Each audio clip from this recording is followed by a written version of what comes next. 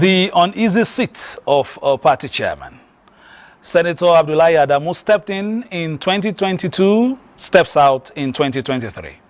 We look at the push and shove that led to the final dance.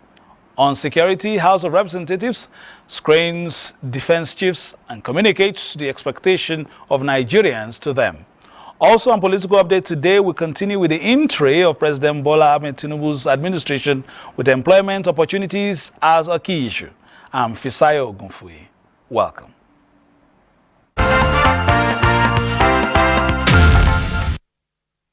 In the latest installment of the APC chairmanship musical chairs, Deputy National Chairman North of the party, Senator Abubakar Kyari, has taken over as the acting national chairman of the party.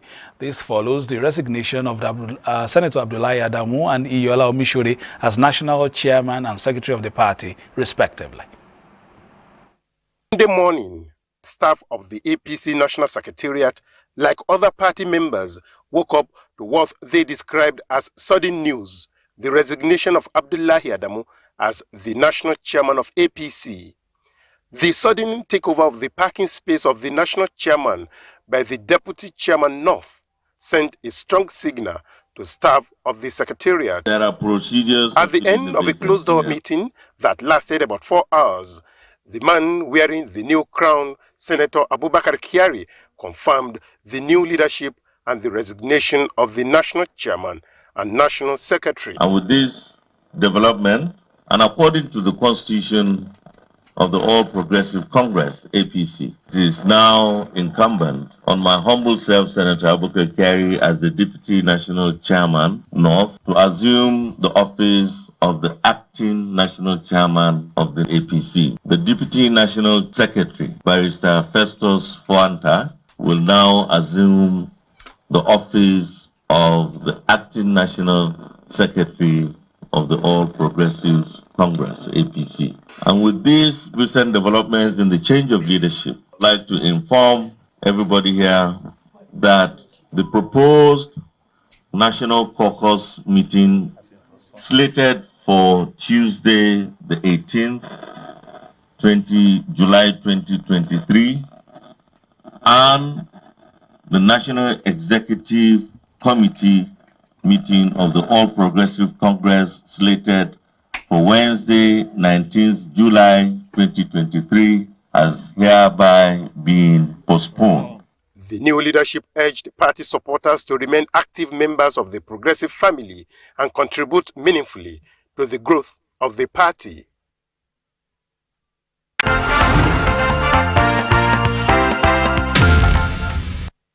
Okay, our correspondent Saliu Abdullahi Gwanara joins us live from the APC National Secretariat now. Saliu, you gave those reports yesterday. You were there, you are here again. I need to ask you whether the dust has settled yet over these recent resignations over there.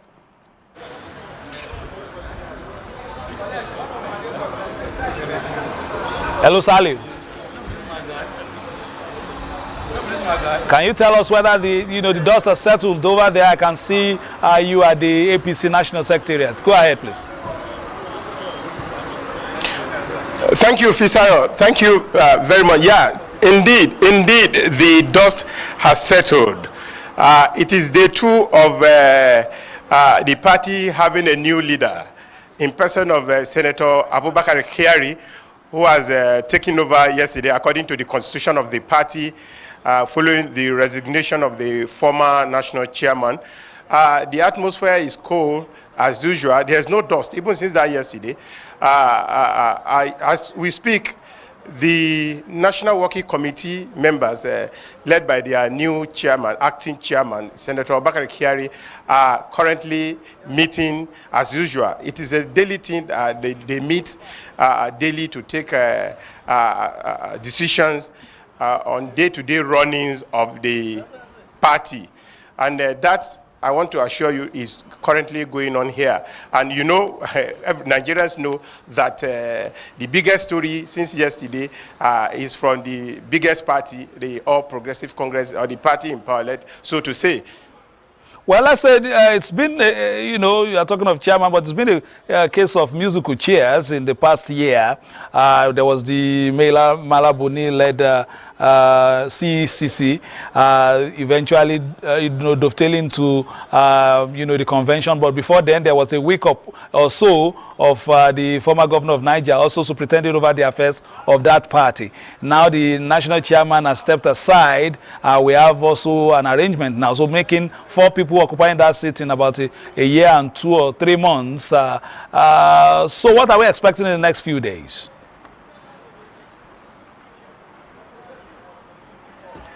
I didn't get that question right. I didn't get you clearly. What are we? I didn't get you clear. Can you please repeat that question? We've seen a lot of changes, so to speak, in the past 1.5 years. On that seat, from the caretaker committee to a week or so of the former governor of Niger superintending over the affairs of the party, moving to the convention, which eventually led to, the Senator Adamu led,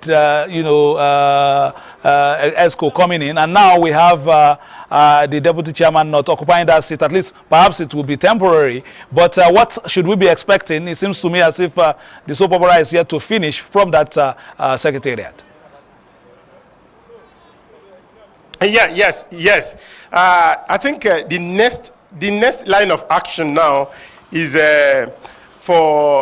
which has commenced since yesterday. There is this stakeholder engagement across board, across all the organs of the party, from ward, local government, state, zonal, up to the federal level. I think consultations has commenced yesterday, and that is with a view to find to form a common ground on what will be the way forward.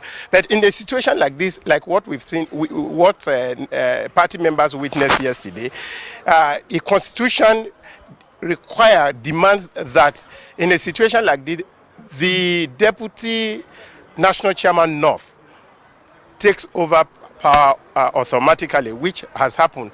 So on the way forward for the next leadership, that will be determined by what the stakeholders, when we are talking about stakeholders here, we are talking about the leaders of the party, which include though not yet constituted, talking about the National Advisory Council of the party, NEC members, National Executive Council of the party. And in this situation, I think by the time the meeting that has been postponed finally take place, there will be a clear direction as to where the party is going in terms of leadership. But the next action will be for the party to come together, probably organize a convention that will bring in elected members of the National Working Committee. Thank you very much, Saliu Gwanara. I started by asking you whether the dust has settled, but I can see the dust and a little bit of air blowing some things at the back there. But we'll come back to you in the course, maybe not in the course of this program, but in the course of the week to give us updates from the National Secretariat there. Thank you very much, Saliu Gwanara, for your update. Moving on now, Secretary to the Government of the Federation, Senator George Akume, has assured Nigerians that the present administration will deliver dividends of democracy to the people. He was speaking while playing host to different delegations who were at his office to discuss the Nigerian project.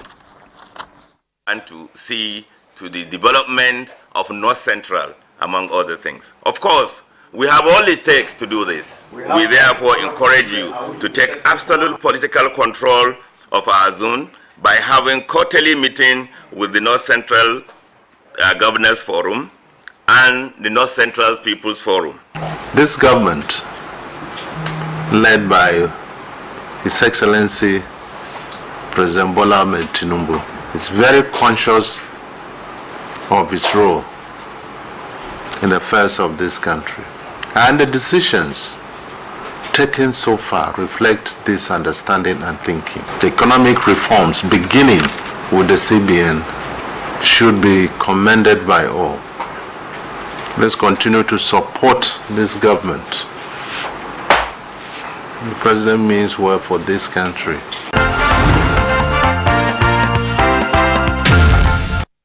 To our main discussion today, many would say a key dividend of democracy is job creation and the provision of stimulus to budding enterprise.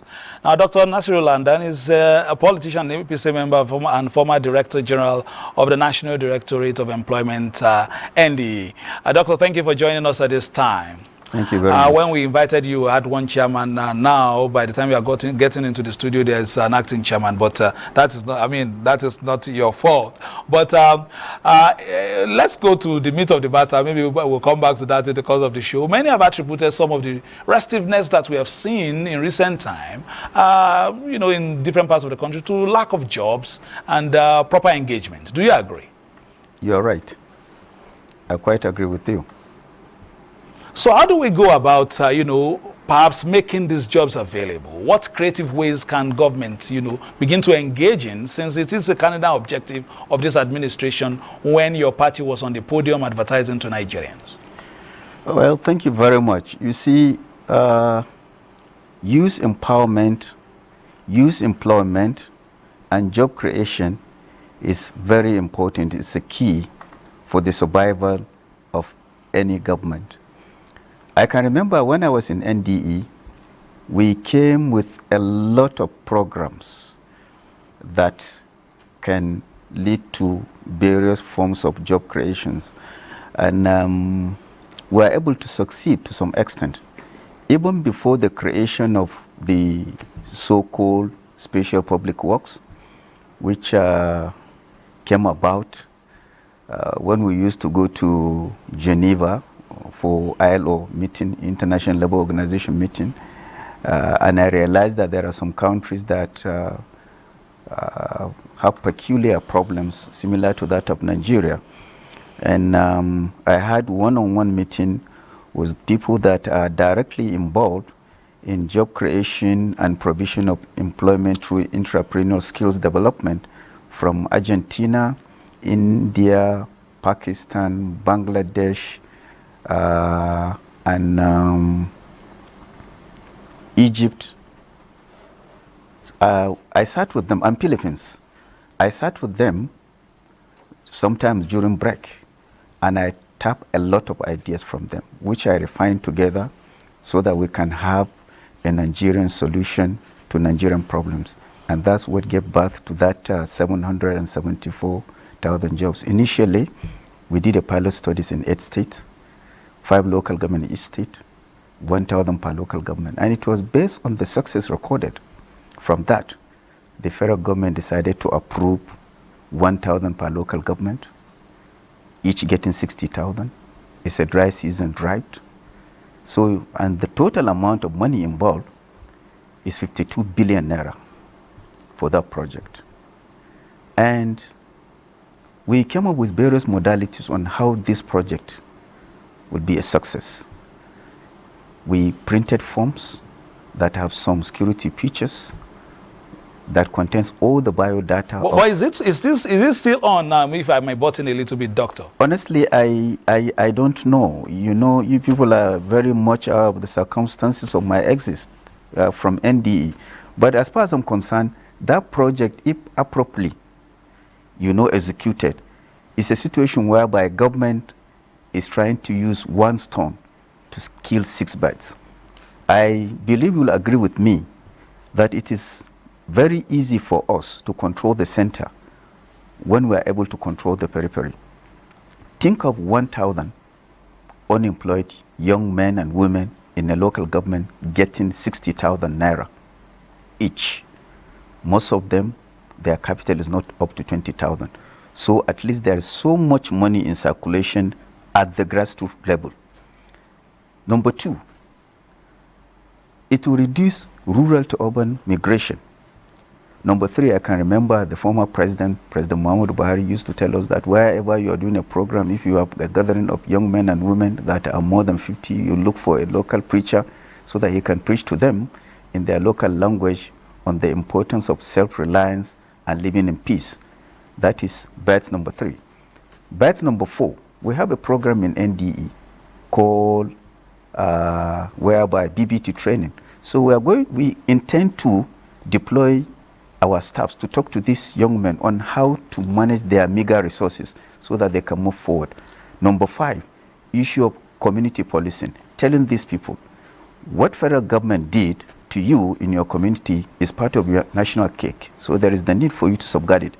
And number 6, which is the most important, is not just the issue of engaging these young men and women within 6 months Sorry, within 3 months, and that's the end of it. Honestly, what we intend to do is to engage them as AEWs, agricultural extension workers. Because before we started this program, I had all the details of available lands from 100 hectares and above across this country from NALDA. So what we intend to do is to engage them. And let me come to you, because it sounds laudable and all that, and then somehow, what exactly, you've been in positions of a position of authority in the past. What is the problem or the gestation issue between concept and actuality? And why do we always have this valley of death between the two? Because politics is one, but actualizing promises is another. Well, you see, government have ways of their doing things, but I believe, well, I don't know, but I believe there is some sincerity of purpose, because I was about to start this program, and part of what we intend to do, the fact that the first one we did, press came out and said government is paying unemployed youth 20,000 naira for doing nothing, clearing gutter, and that was the reason why for the 774,000 jobs, we came up with the idea of looking after critical federal government infrastructure. I can remember Federal Ministry of Water, Federal Ministry of Rural Agricultural Development gave us about 42,000 finished products. Some of them street lights, they are not working because the solar panel is dirty, so it's just a matter of employing these young men and women to climb up, clean them. And based on that, we approved 5.2 million naira worth of equipments, working tools to each and every local government through NDE. And those ones are the ones to be used as working tools for these young men and women to be engaged in this special public works. Time is not our friend. We'll come for the last line, but we will bring you back on the low-hanging fruits of what the current administration will look at. So many things, including some issues even emanating from some of the discussions today, prices of fuel going up again and all that, and how sustainable some of our concepts are. But let's quickly take a few stories. We'll be back for the closing line. The president of the Senate, Godswill Akpabio, has described the signing of Students' Loans Act by President Bola Tinubu as a commitment to the administration to address pressing issues in the educational sector. I wish to assure Nigerians that the 10th Assembly shall support these and other similar programs of the executive arm of government, as we believe that our growth and development as a nation are dependent on the quality of our educational system. I'm confident that you will be sufficiently exposed to requisite knowledge, not only about parliamentary practices and procedures, but also democratic governance. Meanwhile, the House of Representatives has screened the newly appointed defense chiefs, and the House used the opportunity to communicate the expectation of Nigerians to them. The screening of the newly appointed service chiefs is a necessary constitutional requirement. In their opening remarks, the chairman and members of the ad hoc committee did not mince words in telling the president's appointees that Nigerians want to see a more secured nation. I urge you to kindly cooperate with the National Assembly while performing your constitutional duties of ensuring a peaceful, secure, and prosperous country for all Nigerians. We are happy to see well-educated, fit, trim, and very anxious men in uniform that are ready to take the relevant strategic national security issues forward. On their part, some of the nominees acknowledged that insecurity has stunted Nigeria's developmental plans and pledged their resolve towards a safer country. We're aware that the challenges we're facing cannot be handled by one person or one service. It's a joint effort. Accordingly, my leadership council will be hinged on 3 pillars, which include being people-centric. The people must believe that we're there for them. Prioritizing troops welfare, which is critical because a happy soldier or a happy airman or a happy seaman will give you the best. While deepening jointness and interagency cooperation to ensure our territories are secured and lives and properties are not threatened. The screening thereafter entered into a closed-door session for 3 hours, after which the chairman of the ad hoc committee gave his impression. They did very, very well. They come from very, very practical background. There are people who have served and served well. There are people who also have shown that they have passion for the Nigerian people and for the troops in which they lead. The report of the screening committee will be considered at plenary for final confirmation of the appointment of the service chiefs. For the last line, I guess to see here, Dr. Nasir Landan, a politician and former Director General of the National Directorate of Employment. So if we were to employ your wealth of experience, looking at, the current realities, would you say we're still a step in the right direction, looking at the realities that we're confronted with at the moment? And in a few short words, how do we, proceed? To this country is that the fact that we have leaders that are sharp, articulating, and coherent, leaders that are vast in green, blue, and digital economy. I'm talking of Mr. President Asiwaju Bola Ahmed Tinubu and Sir Kashim Shettima, the Vice President. If we have a very vibrant economy, all other social biases will take care of themselves. Once we have a good economy, there will be a lot of jobs, a lot of factories, money will be in circulation, and I think a lot of young men and women will have something to do. If you look at the current figure, they are talking about 30% of Nigerians are unemployed. You are talking of about 60 million people. And it's not just the issue of people being unemployed. There are people that are employed, there are people that are underemployed, there are people that are ready to work, there are people that are not ready to work. So it's a caricature of so many things.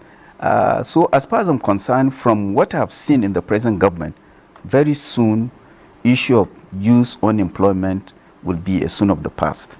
But I will advise the government to concentrate more on skills development, entrepreneurial development, because once you can use your head and your hands, that's where the money is.